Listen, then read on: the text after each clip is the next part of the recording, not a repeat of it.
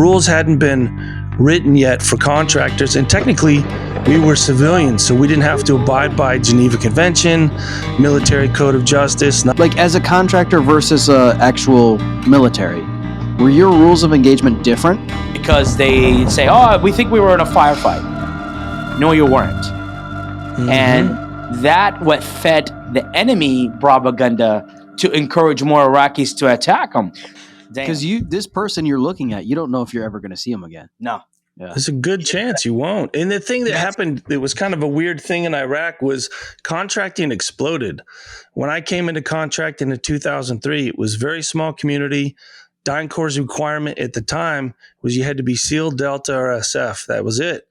Well, obviously, as these other missions started popping off, you tapped that resource. So by the time I got to Iraq, everybody that was a Boy Scout for half a day was now a contractor. And like Hamidi described, they were in thin-skinned vehicles.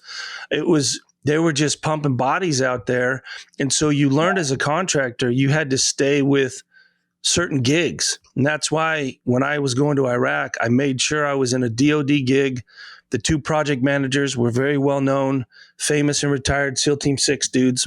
One of them, Dennis Chalker, was my command master chief at Buds. So it was awesome to reconnect with him there. So you had to be careful what you said yes to, because like Hamidi described, there's some ragtag shit going on, and you're going to die for some dude who's an engineer, whatever. You know what I mean? So there was a lot of, Iraq was flooded with, there was one dude, he was called Heavy Metal Mercenary, and he got whacked at a checkpoint in Iraq. And he was like a Dog the Bounty Hunter type dude.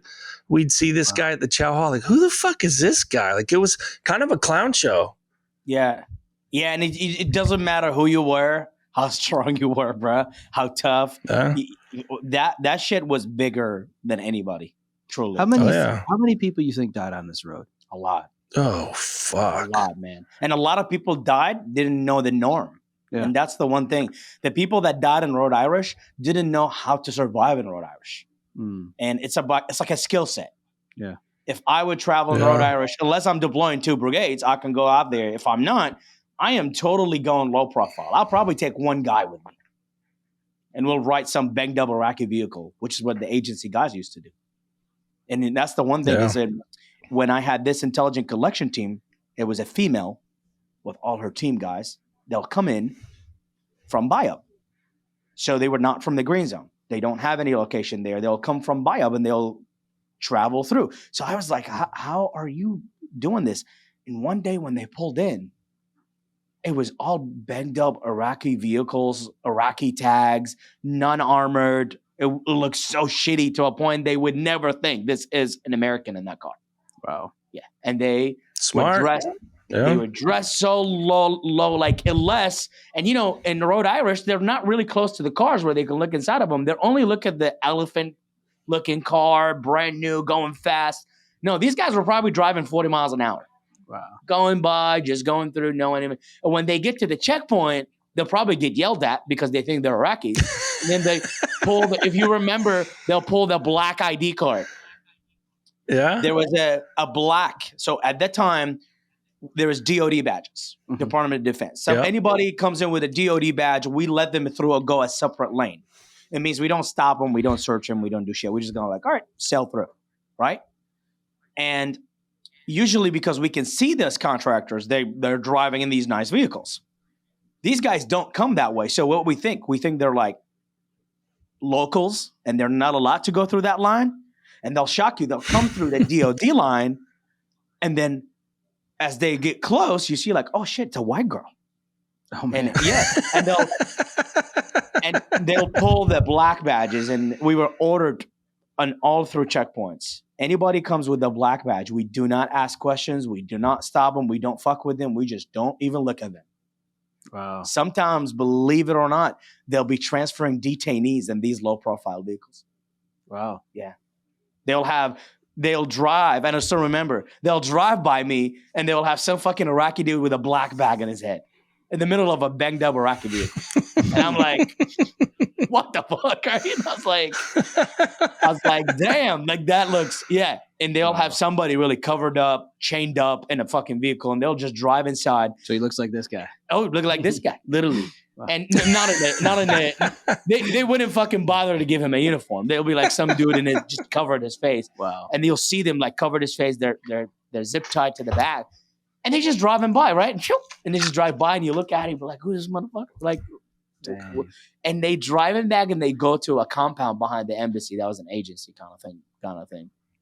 So back to my original question. Yeah. Like, how many people died on this road? A You lot, think, bro. Like hundreds, A lot. thousands? I mean, if you count Americans and other nationalities, a lot, man. I'm telling you, all of security,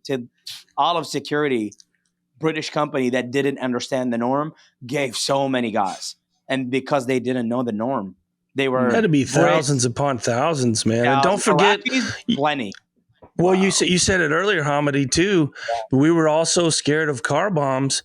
We were all shooting up. We had a 100-meter threat bubble, and if anybody got inside that, they were toast. That was just the policy at that time. And we had big banners written in Arabic, stay 100 meters back, da-da-da, you'll be shot, all this stuff. But, people are frustrated. People aren't paying attention. Then you got all these Americans, all these motorcades. It's kind of like Road Warrior, Mad Max shit. Nobody knew who anybody was. And so any car we had a protocol that we would use to escalate the use of force. But I tell you, there was a lot of vehicle interdictions, what we called it, a lot of windshield time. And so that's a good point. Not just contractors and military people that were dead, but how many Iraqis? Mistaken identity. Just either they had their windows up, Think about people get stuck in the middle of the shit show. Yeah. So all these Iraqis who are driving by, if a firefight hits in, you're still driving by. Yeah. So you'll be driving and a PKC bullet blows your head, or a 50 caliber bullet just go through your face. It just really the casualties when shit shows like that hit. It's a lot. I still have a video. It's in my documentary actually.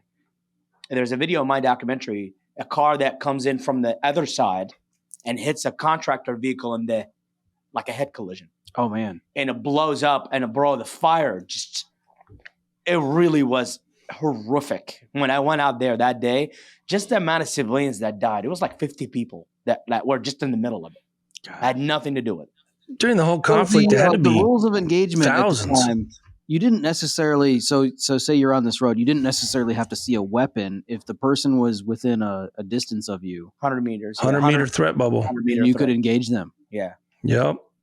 And all we would do is we would do a contractor, like as a contractor versus a actual military, were your rules of engagement different? I think contracting was pretty wild. There wasn't a lot of accountability. There were so many different groups running around. The rules hadn't been written yet for contractors. And technically, we were civilians, so we didn't have to abide by Geneva Convention, military code of justice, none of that stuff. In fact, if contractors were doing shady shit, there was a practice that is now frowned upon, and rightly so. If you did something squirrely, they would just fly you out of country and relocate you somewhere. So if you fucked up in Afghanistan, there was a horrible story I heard of a triple canopy contractor.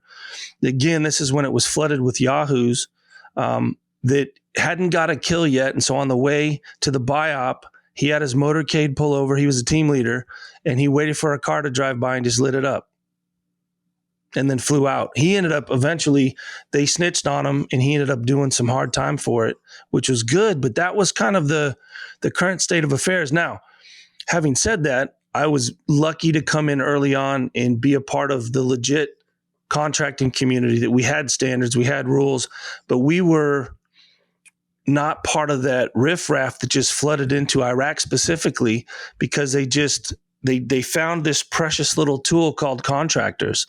They're civilians. They don't have to abide by the same rules. They're more flexible, quicker to do certain things that the military is so slow to do.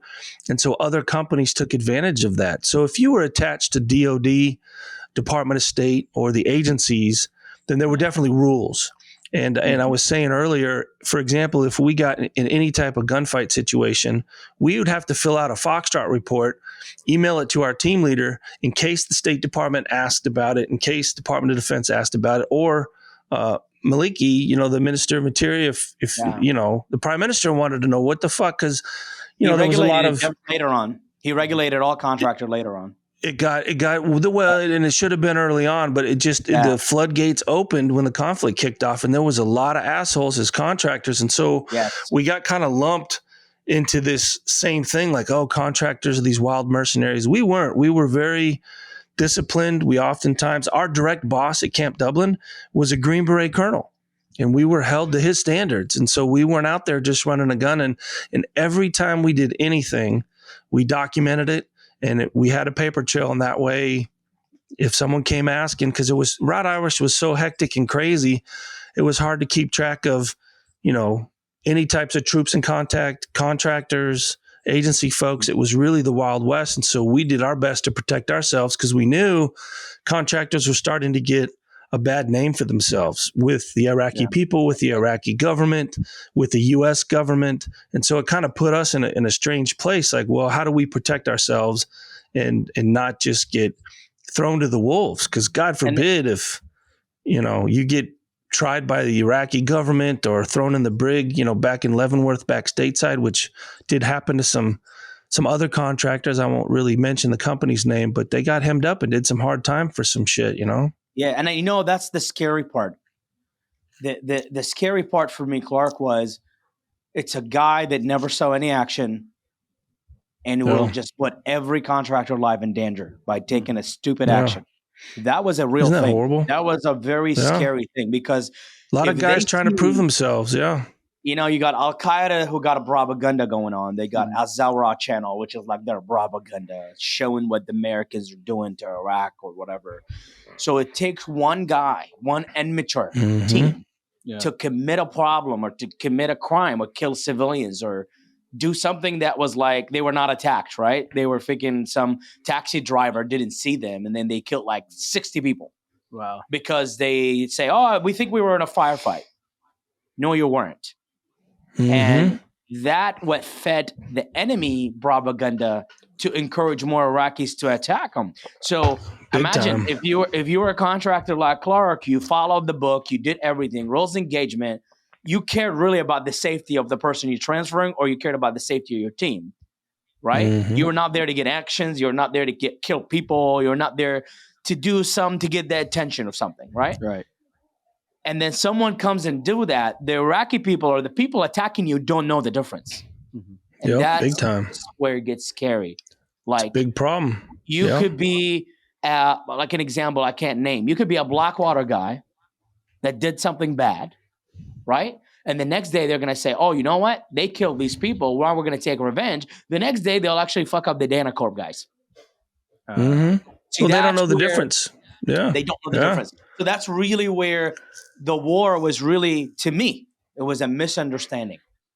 And it was no regulation. So Prime Minister Noor al-Maliki later on regulated all security contractors. And there was actually a patch they will put on the door that says security contractor. To say like security detail, personal security detail team, whatever, and regulated by the Iraqi government because there are some other contractors who were doing things, leaving the country, and then the soldier, the American soldier, the Iraqi soldier, and the good contractor were paying the price for it. And that's the scary part. I mean, this was big, man, because some contractors did something, the rest of the contractors have to pay for it. And scary how that world